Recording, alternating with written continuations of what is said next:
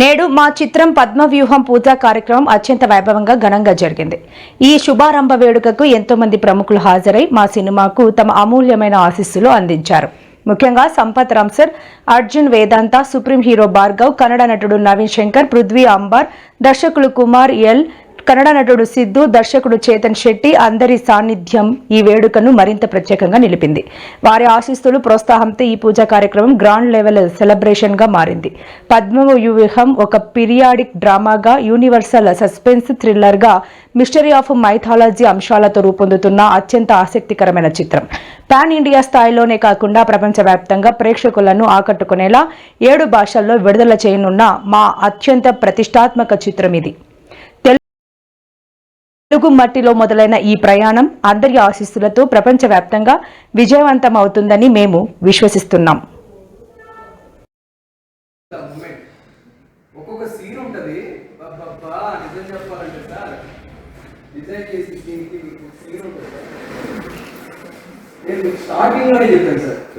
అసలు ఆ క్యారెక్టర్ అనేది మీరు ఎలాగా ఇన్వాల్వ్మెంట్ అవుతారో చెప్పాలంటే స్టేజ్ మీద ఒక్కొక్క ఆడియన్స్ చూడగానే మీ సీన్ పడితే మాత్రం ఒక్కొక్క సంపత్ రావు గారు ఇక్కడ రీల్ స్టార్ సంపత్ రావు అంటారు. ఇంకా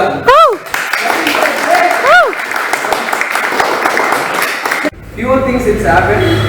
బట్ రాలేక స్టేజ్ లో కూడా వాళ్ళు వచ్చేసి మాకు ఇక్కడ ఎస్పెషల్లీ మా కోసం వచ్చి ఒక సాంగ్ మా కోసం main thing they did for us. And ఇప్పుడు నుంచి they also part of our team. నిర్వహణలో రెవెన్యూ మరియు సర్వే ఉద్యోగులు ఎన్నో ఒత్తిళ్లకు గురవుతున్నారని, అలాంటి వారి కోసం ఆరోగ్య సంరక్షణ ప్రధానమని భావించి ఉచిత మెగా వైద్య శిబిరాన్ని ఏర్పాటు చేయడం జరిగిందని జిల్లా ఇన్ఛార్జ్ కలెక్టర్ శివనారాయణ శర్మ తెలిపారు. మంగళవారం ఉదయం జిల్లా కలెక్టరేట్ ప్రాంగణంలో రెవెన్యూ మరియు సర్వే ఉద్యోగుల కోసం ఏర్పాటు చేసిన మెగా మెడికల్ క్యాంపును జిల్లా ఇన్ఛార్జ్ కలెక్టర్ శివనారాయణ శర్మ లాంఛనంగా ప్రారంభించారు.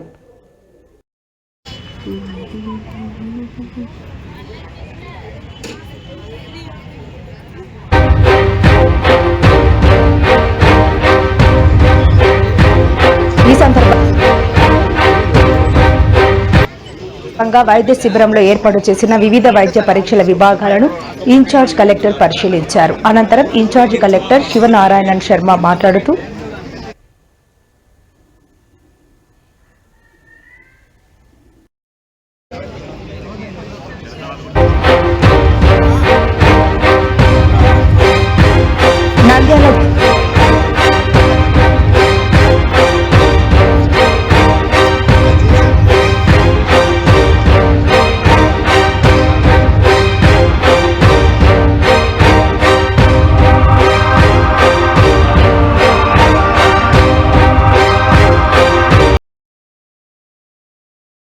జిల్లా పారిశ్రామికంగా మరింత అభివృద్ధి చెందే దిశగా దేశంలోనే అతిపెద్ద 1200 మెగావాట్ల సామర్థ్యంతో కూడిన single battery energy storage system BESS ఏర్పాటు చేయడం జరుగుతోందని జిల్లా కలెక్టర్ జి రాజకుమారి తెలిపారు. మంగళవారం కలెక్టరేట్లోని వీడియో కాన్ఫరెన్స్ హాల్లో solar energy corporation of India limited SECI ఆధ్వర్యంలో నంద్యాల జిల్లాలో ఏర్పాటు కానున్న భారీ బ్యాటరీ స్టోరేజ్ ప్రాజెక్టుపై జిల్లా కలెక్టర్ అధ్యక్షతన సంబంధిత శాఖల అధికారులతో సమీక్ష సమావేశం నిర్వహించారు. ఈ సమావేశంలో joint collector Kollabathula Karthik, SECI director Sivakumar, deputy మేనేజర్లు శుభం మిశ్రా, రోహిత్ చౌహాన్, సంబంధిత తదితర అధికారులు పాల్గొన్నారు. ఈ సందర్భంగా జిల్లా కలెక్టర్ మాట్లాడుతూ నంద్యాల జిల్లా కొలిమిగుండ్ల మండలం నందిపాడు గ్రామంలో 38.4 ఎకరాల విస్తీర్ణంలో SECI ద్వారా 1200 మెగావాట్ల సామర్థ్యంతో బ్యాటరీ స్టోరేజ్ ప్రాజెక్టు స్థాపనకు భారత ప్రభుత్వం అనుమతులు మంజూరు చేసినందుకు కేంద్ర రాష్ట్ర ప్రభుత్వాలకు కృతజ్ఞతలు తెలిపారు. ఈ సమావేశంలో DRO Ramu Nayak, Nandyal RDO Vishwanath, Dhone Banaganapalle incharge RDO Narasimhulu, పరిశ్రమల శాఖ GM మహబూబ్ బాషా, నెట్కాప్ అధికారి వీరేంద్రతో పాటు ఇతర సంబంధిత శాఖల అధికారులు పాల్గొన్నారు.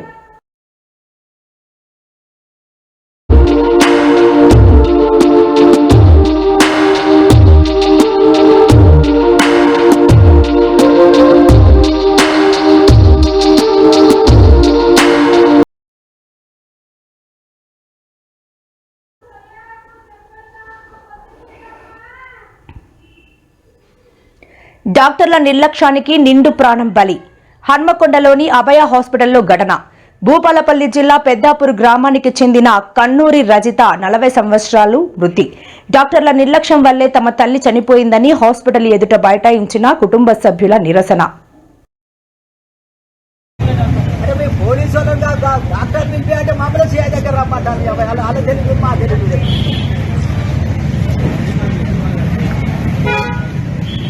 వాడు తప్పే చేయలేదు, వాడి కోసం మీరేందుకు కోర్టు రమ్మంటారు. వాడి ఇంటికి సాధన క్లియర్గా వాళ్ళకి ఎవిడెన్స్ తో సహా ఫోటోలు కూడా తీసుకున్నారండి. క్లియర్ ఎక్స్ప్లెయిన్ చేశారు. ఇంకేం చేయాలి?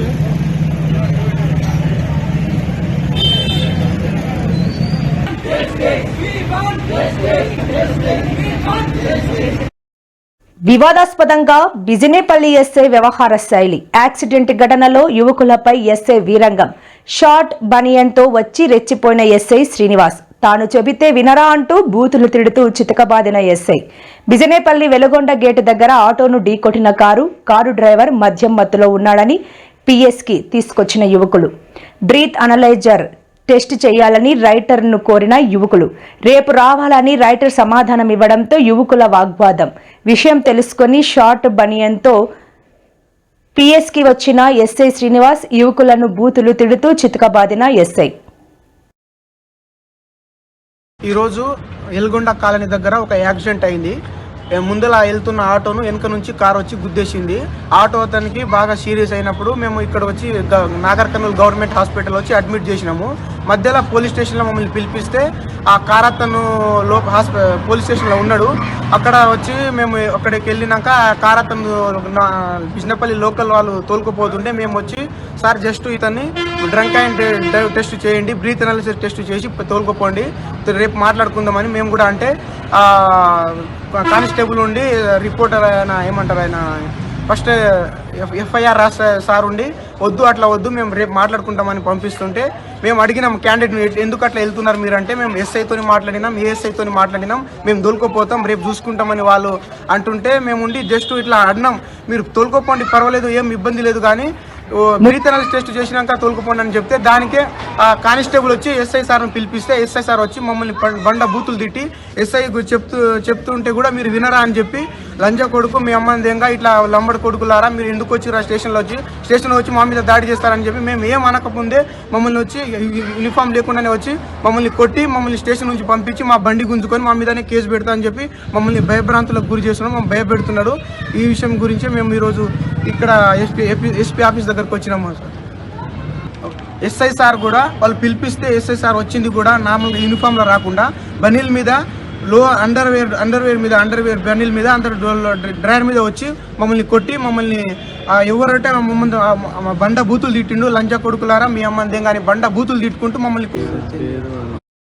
ముఖ్య అతిథులుగా హాజరైన బనగానపల్లె మాజీ ఎమ్మెల్యే కాటసాని రామిరెడ్డి, నియోజకవర్గం వైఎస్ఆర్సీపీ నాయకులు కాటసాని ప్రతాప్ రెడ్డి, అవుకు మండల వైఎస్ఆర్ కాంగ్రెస్ పార్టీ కన్వీనర్ కాటసాని తిరుపాల్ రెడ్డి, హాజరైన వైఎస్ఆర్సీపీ రాష్ట్ర మైనార్టీ ప్రధాన కార్యదర్శి అఖ్తర్ జాహిద్ హుసేన్, వైఎస్ఆర్సీపీ రాష్ట్ర లీగల్ సెల్ కార్యదర్శి అబ్దుల్ ఖైర్, జిల్లా వైఎస్ఆర్సీపీ యువజన విభాగం అధ్యక్షుడు గుండం నాగేశ్వర్ రెడ్డి, వైఎస్ఆర్సీపీ రాష్ట్ర యువజన విభాగం కార్యదర్శి అంబటి రవికుమార్ రెడ్డి, వైఎస్ఆర్సీపీ రాష్ట్ర ఆర్గనైజింగ్ సెక్రటరీ కునుకుంట్ల రామన్న, జిల్లా పార్టీ ప్రచార కార్యదర్శి సిద్ధం రెడ్డి రామ్మోహన్ రెడ్డి, పట్టణ అధ్యక్షుడు అబ్దుల్ ఫైజ్, బనగానపల్లె మండల అధ్యక్షుడు సన్నల జనార్దన్ రెడ్డి, బనగానపల్లె మండల యువజన విభాగం అధ్యక్షుడు తూర్పుంటి శ్రీనివాస్ రెడ్డి, నియోజకవర్గ గ్రామ సచివాలయ కన్వీనర్ సుబ్బుతల్లం, వైఎస్ఆర్సీపీ నాయకులు కార్యకర్తలు. కష్టపడే వారికే వైఎస్ఆర్సీపీ పార్టీ పదవులు. గ్రామీణ స్థాయి నుంచి పట్టణ స్థాయి వరకు వైఎస్ఆర్సీపీ పార్టీని బలోపేతం చేయండి. 2029 ఎన్నికల్లో కాటసాని రామిరెడ్డి గారి విజయమే లక్ష్యంతో పనిచేయాలి. మనల్ని కష్టపెట్టే వారికి తప్పకుండా వడ్డీతో సహా తిరిగి చెల్లిస్తాం. వైఎస్ జగన్ 2.0 కాటసాని రామిరెడ్డి 2.0 తప్పక చూస్తారు. అధికారులు, కూటమి నాయకులు ఖబర్దార్.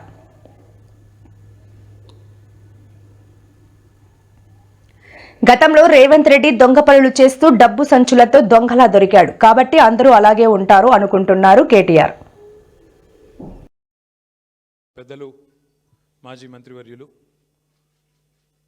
శ్రీ హరీష్ రావు గారిని ఈరోజు ఫోన్ ట్యాపింగ్లో ఏదో విచారణ పేరిట వారు నిన్న రాత్రి అక్కడ సిద్దిపేటలో ఉంటే అర్జెంటుగా ఆగమేఘాల మీద మీరు పొద్దున్నే రావాలా అని చెప్పి రాత్రి 9 గంటలకు నోటీస్ ఇచ్చి పొద్దున్న 11 గంటలకి హరీష్ రావు గారిని రమ్మని ఆదేశిస్తే ఈ దేశంలో ఉండే చట్టాలు, న్యాయ వ్యవస్థ, రాజ్యాంగం వీటి మీద గౌరవం ఉన్న ఒక పౌరుడిగా, ఒక నిబద్ధత కలిగిన నాయకుడిగా రాత్రికి రాత్రి వాళ్ళ పొద్దున నిజానికి ఆయన కార్యక్రమాలు ఉన్నాయి సిద్దిపేటలో, అవన్నీ రద్దు చేసుకొని ఈరోజు రాత్రికి రాత్రి హుటాహుటిన బయలుదేరి వచ్చి దాదాపు రాత్రి 12 గంటలకు హైదరాబాద్ చేరుకొని వాళ్ళ పొద్దున ఉదయమే మళ్ళీ తిరిగి విచారణకు హాజరైనారు. కానీ ఈ విచారణ చూస్తూ ఉంటే ఈ గవర్నమెంటు, ముఖ్యంగా కాంగ్రెస్ పార్టీ యొక్క వైఖరి చూస్తుంటే గతంలో చెప్తారు తాను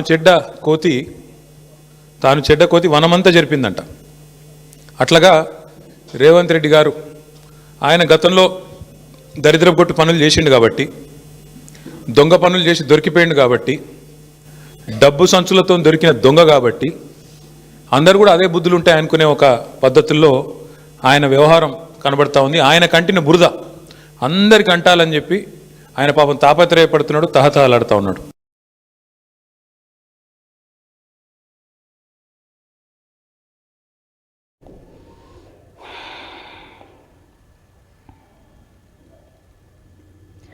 కేంద్ర ప్రభుత్వం తీసుకొచ్చిన కొత్త వీబీజీ రామ్జీ స్కీమ్ రద్దు చేయాలని, పాత మహాత్మా గాంధీ జాతీయ గ్రామీణ ఉపాధి హామీ చట్టం పునరుద్ధరించాలని జనవరి 18వ తేదీ నుండి 21వ తేదీ వరకు గ్రామాన ఇంటింటికి ప్రచారం నిర్వహించాలని సిపిఎం పార్టీ రాష్ట్ర కమిటీ ఇచ్చిన పిలుపులో భాగంగా ఈ రోజు అనంతసాగరం మండలం మంచాలపల్లి గ్రామంలో ఇంటింటి ప్రచారం నిర్వహిస్తూ కరపత్రాలు పంచడం జరిగింది.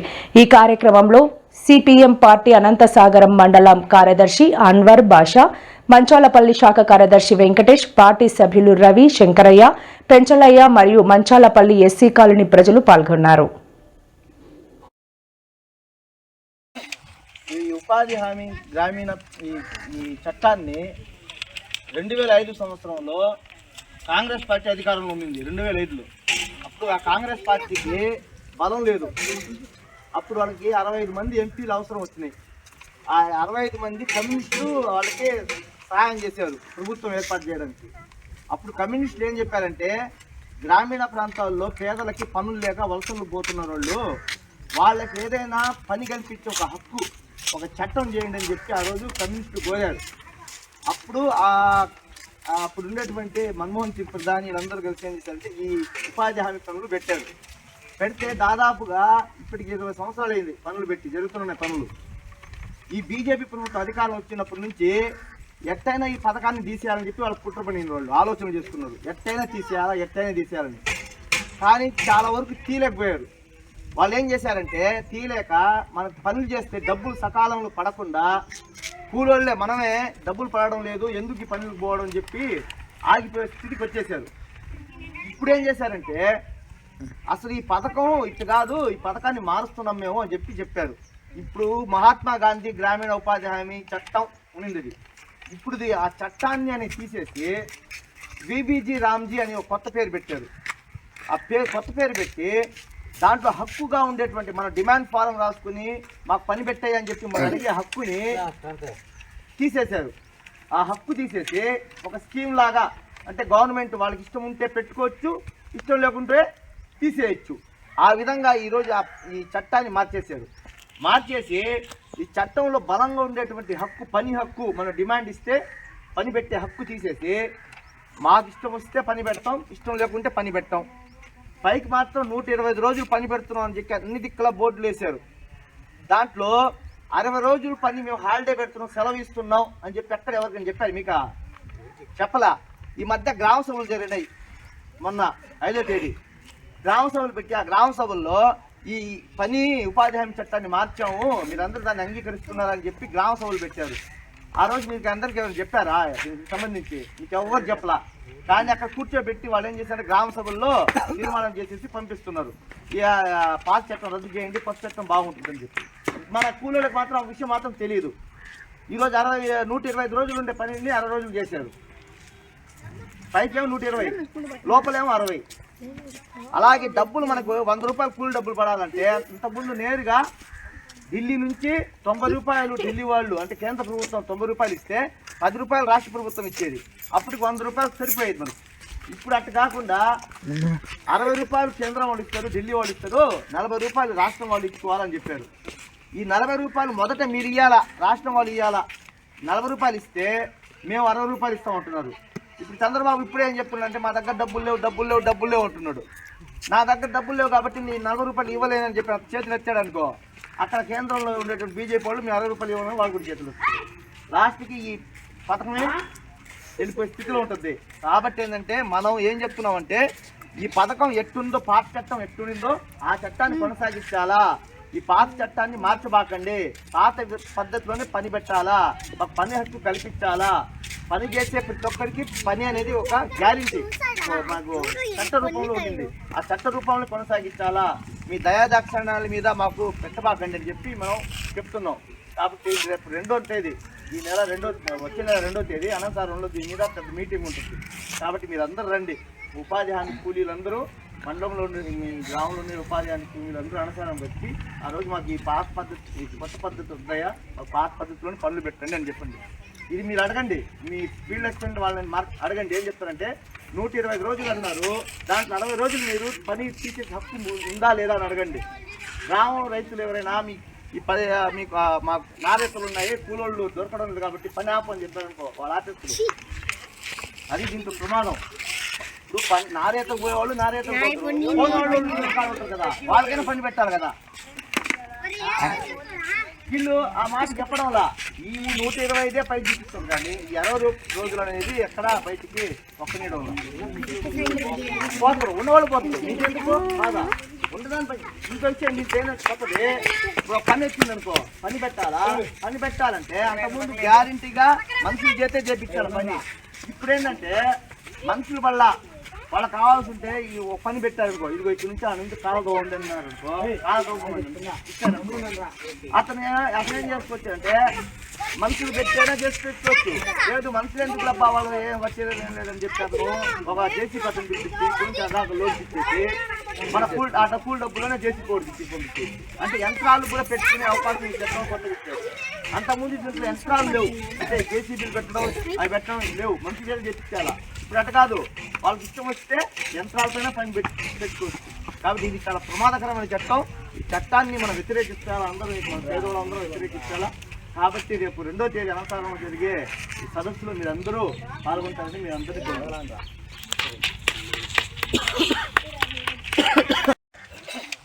ఈ ఉపాధి హామీ గ్రామీణ ఈ చట్టాన్ని 2005 సంవత్సరంలో కాంగ్రెస్ పార్టీ అధికారంలో ఉంది. 2005లో అప్పుడు ఆ కాంగ్రెస్ పార్టీకి